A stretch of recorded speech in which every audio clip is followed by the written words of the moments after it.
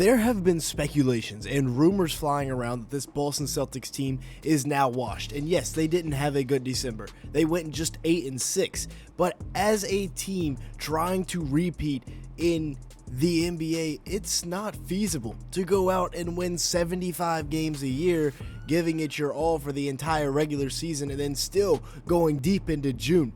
These teams need to coast, they need to take breaks, and that's simply all this Boston team is doing. This isn't the first time, as a matter of fact, that we've seen a team like this do that. Today we're going to take a look at the 2017 Warriors, a team that many people consider the greatest basketball team of all time, and look at, they also had a month in the season where they were 6-6, and people maybe were a little bit concerned, but the Celtics just threw away any doubters in this most recent westward road trip where they took on 5 of the best teams in the NBA. Well, 4. We're not going to count Toronto and their 71 points as one of the best teams in the NBA. But after that 50-point thrashing north of the border, they beat Minnesota, then they beat Houston. Minnesota, of course, went to the Western Conference Finals last year, and Houston's got the number 2 rated defense in the league before dropping a game to Oklahoma City and then bouncing back last night versus Denver. Yes, there were some key injuries here and there, but the Celtics were also playing without Jaylen Brown and Derek White for parts of this road trip. So no, this team is not in trouble. Instead, let's take a look at them compared to the 2017 Warriors and show you how good this team actually is. From February 13th to March 13th of 2017, the fabled Golden State Warriors that were many considered, like we said, the greatest team of all time with KD, Steph, Clay, Draymond, Andre Iguodala, a solid bench to go on top of that.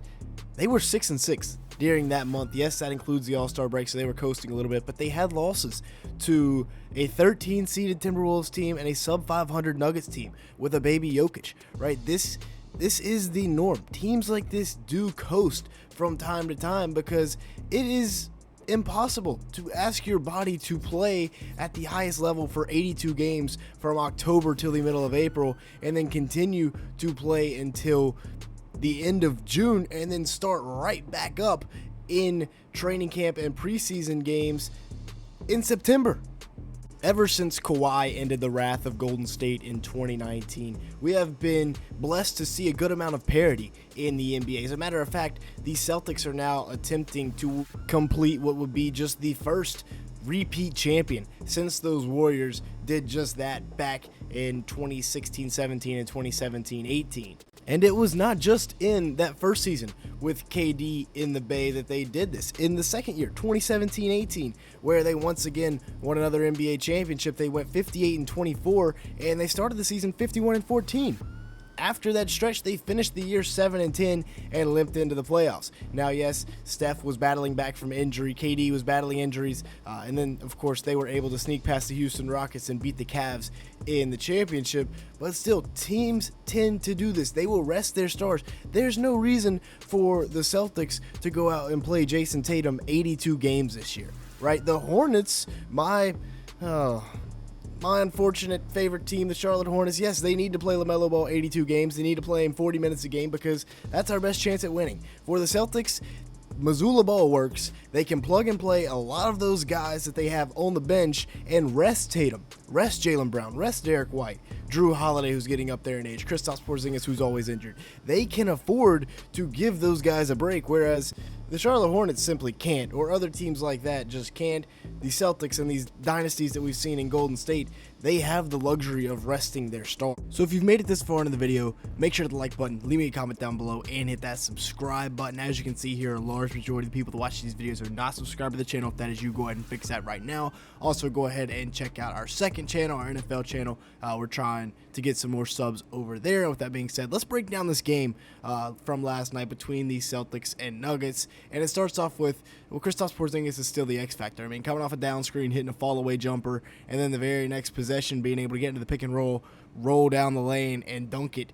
It's a nice luxury to have a guy like that. Now he's catching lobs from Tatum on the breaks, and they're in the dunker spot, and defensively as well.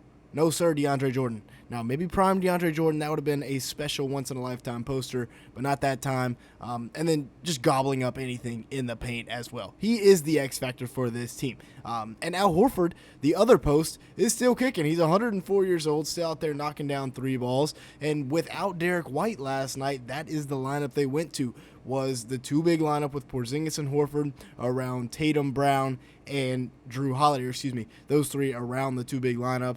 Still knocking down threes. I mean, what is he, 38 now? And he can still catch and shoot. He can still protect the rim a tad bit.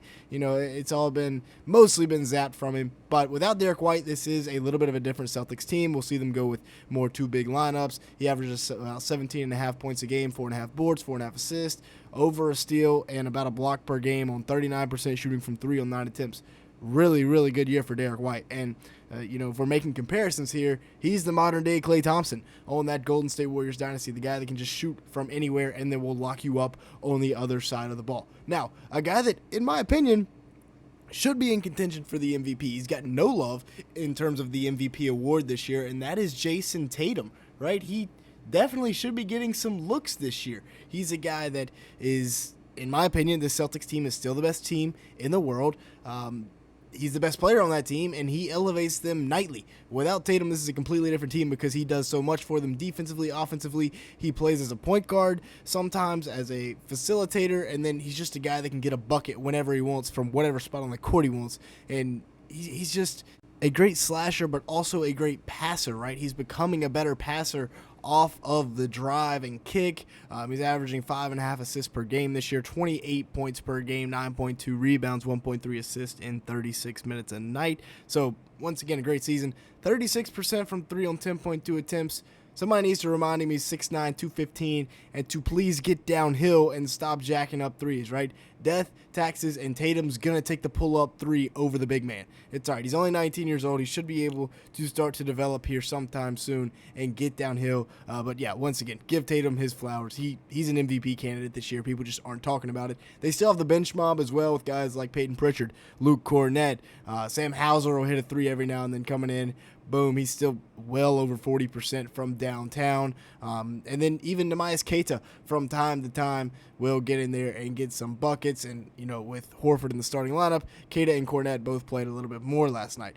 As for JB, he went a full 4 quarters without getting a single field goal, but I want to see more of this. I want to see more of him driving to the rim, attracting the entire defense, and then finding somebody. Right there, just dumps it off to Kristaps. This time he finds Al Horford on the diagonal pass for the 3 ball. I want to see more of that from Jaylen Brown than just a pure scorer, right? Yes, he's averaging 24 and 6, 4.7 assists. I want to see about 6 assists a game this year. He needs to be, in my opinion, him and Tatum both about 6 assists a game, to Derek White, to Drew Holiday, to Peyton Pritchard, Sam Hauser, all those shooters they got. And he's only shooting 33% from 3. So he needs to take even less threes in that shot volume of his. As for Drew Holiday, still doing his thing, dumping it off right there. This goes down as a Jaylen Brown assist, but this was really all Sam Hauser, right? That's just a tough bucket right there. As for Drew, he's getting up there in age as well. We talked about that in the beginning of the video, but he can still knock down the 3 ball. He's been shooting it much better as of late, and he can still really play defense. Here's another 3 ball late in the game. This was pretty much a dagger. It was over at this point, but that was the dagger. And yeah, with that being said, if you did enjoy today's video at any point, make sure to the like button, leave me a comment down below, and hit that subscribe button. We're looking for about 300 likes on today's video. And yeah, with that being said, thanks so much for watching today's video.